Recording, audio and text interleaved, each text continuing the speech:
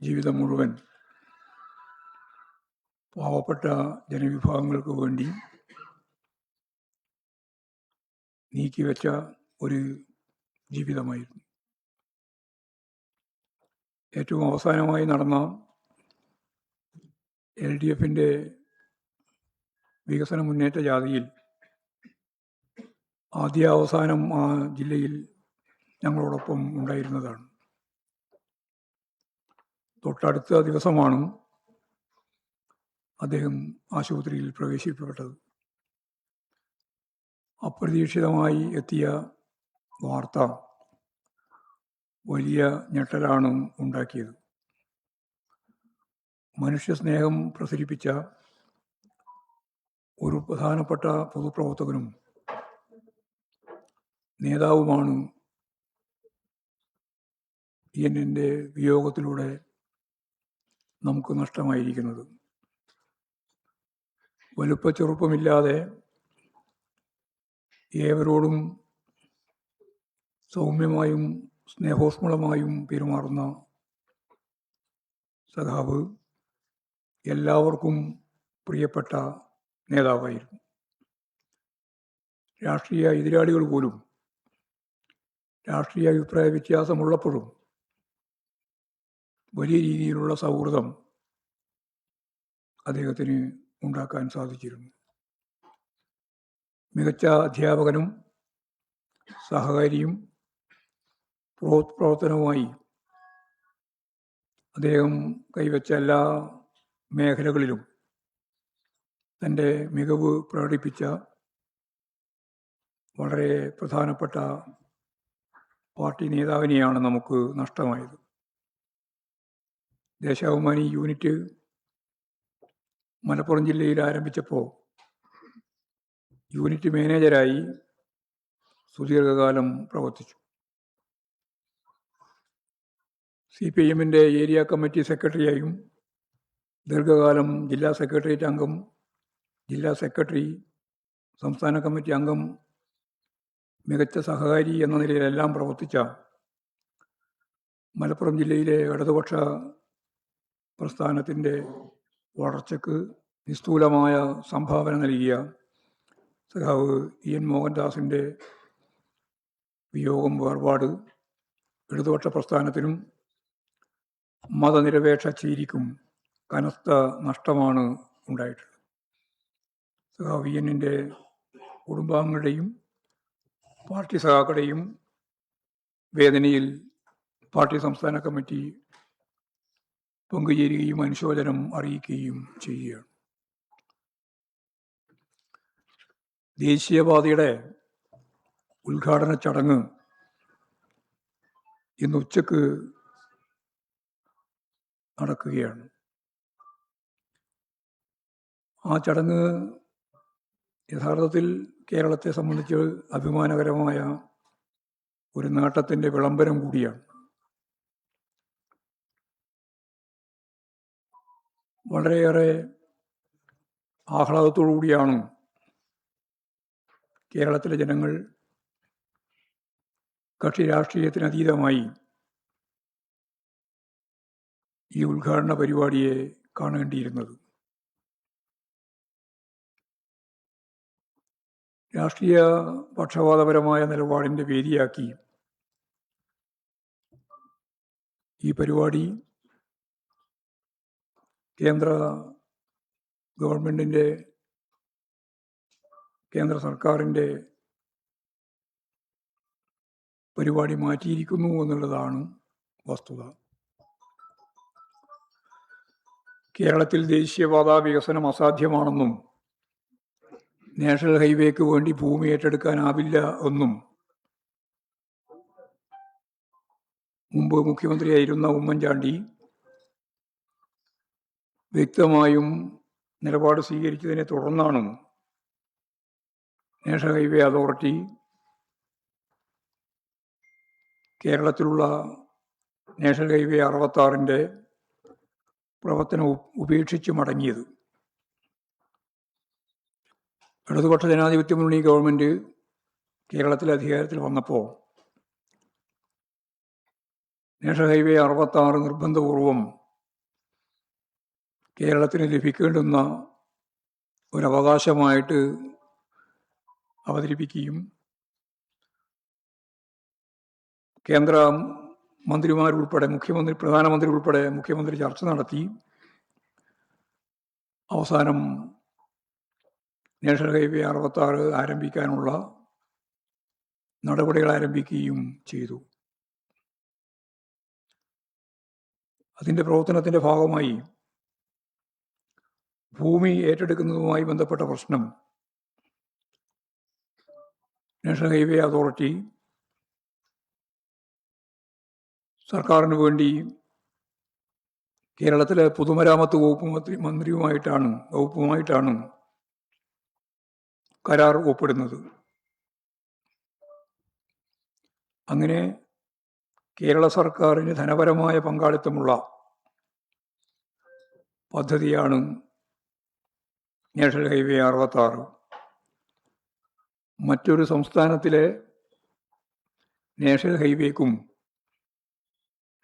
അതത് സംസ്ഥാനത്തിലെ സംസ്ഥാന ഗവൺമെൻറ്റുമായി സാമ്പത്തിക പങ്കാളിത്തമില്ല. ഇപ്പോൾ നമുക്കറിയാം, ഈ നാഷണൽ ഹൈവേ 66 5 സംസ്ഥാനങ്ങളിലൂടെയാണ് കടന്നു വരുന്നത്.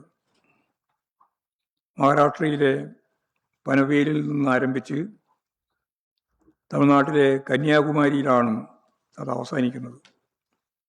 മഹാരാഷ്ട്ര, ഗോവ, കർണാടകം, കേരള, തമിഴ്നാട് എന്നീ 5 സംസ്ഥാനങ്ങളിൽ കൂടി കടന്നു പോകുന്ന ഈ ദേശീയപാതയുടെ വികസനത്തിന് ഭൂമി ഏറ്റെടുക്കാൻ കേരളമല്ലാതെ മറ്റേതെങ്കിലും സംസ്ഥാനം ഒരു നയാ പൈസ ചെലവഴിച്ചിട്ടില്ല. അതുകൊണ്ടാണ് ഞാൻ ഈ പദം ഉപയോഗിച്ചത്. കേരള ഗവൺമെൻറ്റിൻ്റെ കൂടി പങ്കാളിത്തത്തോടു കൂടിയാണ് നാഷണൽ ഹൈവേ 66 പ്രാവർത്തികമാക്കാൻ സാധിച്ചത് എന്നുള്ളത്. കേരള വികസനത്തിന് അനിവാര്യമായ ഒരു കാര്യം എന്ന നിലയിലാണ് ഈ പദ്ധതിയെ കേരളത്തിലെ ഇടതുപക്ഷ ജനാധിപത്യ മുന്നണി ഗവൺമെൻറ് കണ്ടത്. നമുക്കറിയുന്നത് പോലെ 5580 കോടി ഇതിനു വേണ്ടി നൽകിയത് കേരള ഗവൺമെൻറ്റാണ്. കിഫ്ബി വഴിയാണ് നമ്മളത് നൽകിയത്. യഥാർത്ഥത്തിൽ ഈ 5580 കോടി നൽകിയപ്പോൾ ഇതിനെ കേരളത്തിൻ്റെ കടമെടുപ്പ് പരിധിയിൽ നിന്ന് കേന്ദ്രം വെട്ടിക്കുറച്ചു. രണ്ടും ചേരുമ്പോൾ കേരളത്തിന് വന്ന ബാധ്യത 11,160 കോടി റുപ്യയാണ്. സത്യം പറഞ്ഞാൽ ഇതാണ് കേരളം ഏറ്റെടുക്കേണ്ടി വന്ന ഏറ്റവും പ്രധാനപ്പെട്ട ഉത്തരവാദിത്വം. കേരളം ചിലവാക്കിയ ഈ പണത്തിന് തിരിച്ചടവില്ല. കേന്ദ്രം ചിലവാക്കാൻ പോകുന്ന പണം മുഴുവൻ പലിശ സഹിതം ടോളായി തിരിച്ചു പിടിക്കുകയും ചെയ്യും. ഇപ്പോൾ കേരളം പൊതുവെ നമ്മുടെ വികസനവുമായി ബന്ധപ്പെട്ടാണ് യഥാർത്ഥത്തിൽ ഈ പണം ചിലവഴിച്ചത് എന്നർത്ഥം.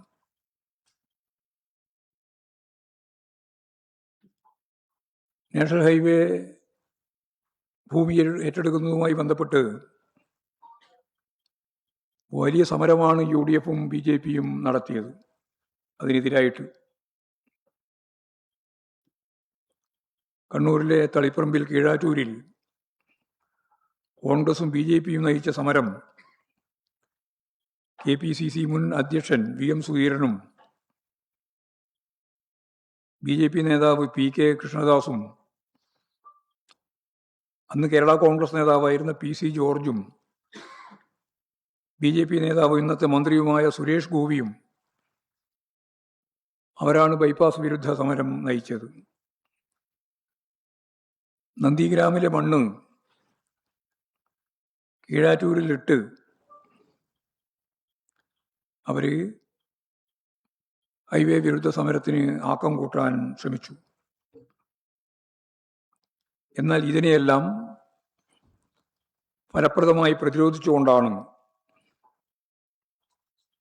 ഇന്ന് ഉദ്ഘാടനം ചെയ്യാൻ പോകുന്ന നാഷണൽ ഹൈവേയുടെ 2 റീച്ചുകൾ ഉൾപ്പെടെ മുഴുവൻ റീച്ചും നിർമ്മിക്കാൻ നമുക്ക് സാധിച്ചത്.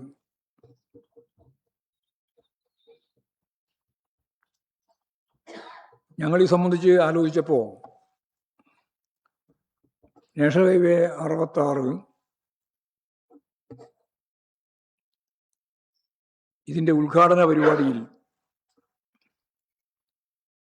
കേരള ഗവൺമെൻറ്റിന് വേണ്ടി നാഷണൽ ഹൈവേ അതോറിറ്റിയുമായിട്ട് ഒപ്പിട്ട പൊതുമരാമത്ത് വകുപ്പിനെ പൂർണ്ണമായിട്ടും ഒഴിവാക്കിയിരിക്കുകയാണ്. വളരെ വിചിത്രമായ ഒരു കാര്യമായിരുന്നു അത് എന്ന് കാണാൻ കഴിയും. പൊതുമരാമത്ത് വകുപ്പ് മന്ത്രിയുടെ മണ്ഡലത്തിലൂടെയാണ് ഈ 2ാമത്തെ ഉദ്ഘാടനം ചെയ്യുന്ന റീച്ച് കടന്നു പോകുന്നത്. രാമനാട്ടുകര അവിടെയാണ്, ആ മണ്ഡലത്തിലാണ്, ബേപ്പൂർ മണ്ഡലത്തിൽ. എന്നിട്ടും അദ്ദേഹത്തെ ഈ പരിപാടിയുടെ ഭാഗമായി ക്ഷണിച്ചില്ല എന്നുള്ളത് വ്യക്തിപരമായ പ്രശ്നമല്ല, കേരളത്തോടെടുക്കുന്ന BJP ഗവൺമെൻറ്റിൻ്റെ രാഷ്ട്രീയമായ പകപോക്കലാണ്. ഈ സന്ദർഭത്തിൽ അവിടെ ഈ 2 റീച്ചിലും ഒരു ജനകീയ ഉത്സവം പോലെ ഈ സമയത്ത് ഈ 1 മണിക്ക് മന്ത്രിയും MLAയും ജനങ്ങളും എല്ലാം ചേർന്ന് പൊതുജനങ്ങളെല്ലാം അണിനിരത്തി ഒരു ആഘോഷ പരിപാടി, റോഡ് ഷോ ഉൾപ്പെടെ സംഘടിപ്പിക്കുക എന്നത് ഇപ്പോഴവിടെ ജനങ്ങൾ മുൻകൈയെടുത്ത് കൈകാര്യം ചെയ്യുന്നുണ്ട് എന്നാണ് ഇപ്പോൾ മനസ്സിലാക്കാൻ കഴിഞ്ഞിട്ടുള്ളത്. തീർച്ചയായും അത്തരമൊരു പരിപാടി അവിടെ ഒരു ജനകീയ ഉത്സവം പോലെ സംഘടിപ്പിക്കുന്നത് നല്ലത് തന്നെയാണ്. ഈ 1ാമത്തെ റീച്ച് യഥാർത്ഥത്തിൽ കേരളത്തിൻ്റെ ഒരു അടയാളപ്പെടുത്തൽ കൂടി അതിലുണ്ട്. ഊരാളുങ്കൽ ലേബർ കോൺട്രാക്ട് സൊസൈറ്റിയാണ് തലപ്പാടി മുതൽ കാസർഗോഡിൻ്റെ ഒരു ഭാഗം വരെയുള്ള 39 കിലോമീറ്റർ ദൂരം റോഡ് നിർമ്മിച്ചത്. 1.5 കൊല്ലം മുമ്പ് തന്നെ അത് പൂർത്തിയാക്കുകയും ചെയ്തിട്ടുള്ളതാണ്. നാഷണൽ ഹൈവേ അതോറിറ്റി അവർക്ക് പ്രത്യേകമായ അവാർഡുകൾ നൽകുകയും ചെയ്തിട്ടുള്ളതാണ്. അപ്പോൾ ആ റീച്ച് ഉൾപ്പെടെ ഇന്നിപ്പോൾ ഉദ്ഘാടനം ചെയ്യുന്ന 2 റീച്ചിലും പൊതുജനങ്ങളും ജനപ്രതിനിധികളും മന്ത്രിയും എല്ലാം പങ്കെടുക്കുന്ന ആഘോഷ പരിപാടിയും റോഡ് ഷോയും സംഘടിപ്പിക്കും എന്നും ഈ സന്ദർഭത്തിൽ ഞാൻ അറിയിക്കുകയാണ്. ഇതിൻ്റെ വേറൊരു പ്രധാനപ്പെട്ട കാര്യം, വകുപ്പ് മന്ത്രിയെ അറിയിക്കാതെ അതിൽ പങ്കെടുക്കുന്നത് BJPയുടെ അധ്യക്ഷനായിട്ടുള്ള രാജീവ് ചന്ദ്രശേഖരനാണ്. രാജീവ് ചന്ദ്രശേഖരനെ ഏത് പ്രോട്ടോകോൾ അനുസരിച്ചാണ് അതിൽ പങ്കെടുപ്പിക്കുന്നത്? അപ്പോൾ എന്തും ചെയ്യാൻ ഞങ്ങൾക്ക് അവകാശമുണ്ട്. ഒരു ഫാസിസ്റ്റ് പ്രവണത ഉൾക്കൊള്ളുന്ന ഒരു സംവിധാനത്തിൻ്റെ ഭാഗമായിട്ടുള്ള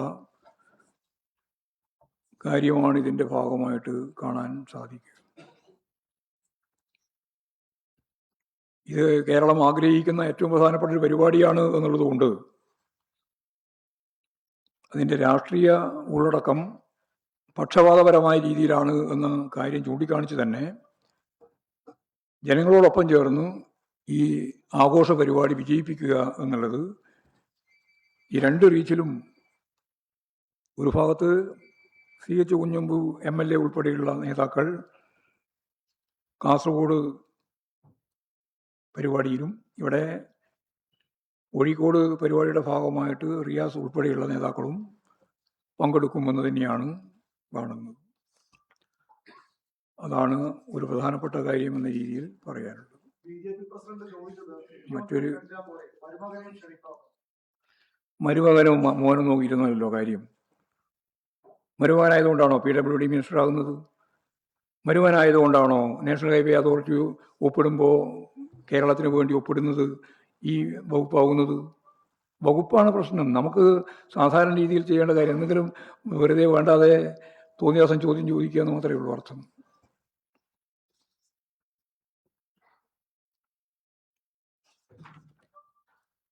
വളരെ പ്രധാനപ്പെട്ട രണ്ടാമത്തെ പ്രശ്നം പാചകവാത വിതരണം രാജ്യത്താകെ വലിയ പ്രതിസന്ധിയിലായിരിക്കുന്നു എന്നുള്ളതാണ്. ഹോട്ടലുകളിലും വീടുകളിലും ക്ഷാമം ബാധിച്ചിരിക്കുകയാണ്. ഇന്ന് മാധ്യമങ്ങൾ പറഞ്ഞതുപോലെ യുദ്ധം അടുക്കളയെ പോലും ബാധിച്ചിട്ടുണ്ട്. കേന്ദ്ര ഗവൺമെന്റ് ഇത്തരമൊരു സാഹചര്യത്തെ മുൻകൂട്ടി മനസ്സിലാക്കി ആവശ്യമായ നിലപാടുകൾ സ്വീകരിക്കുന്നതിൽ വലിയ വീഴ്ചയാണ് സംഭവിച്ചിട്ടുള്ളത്.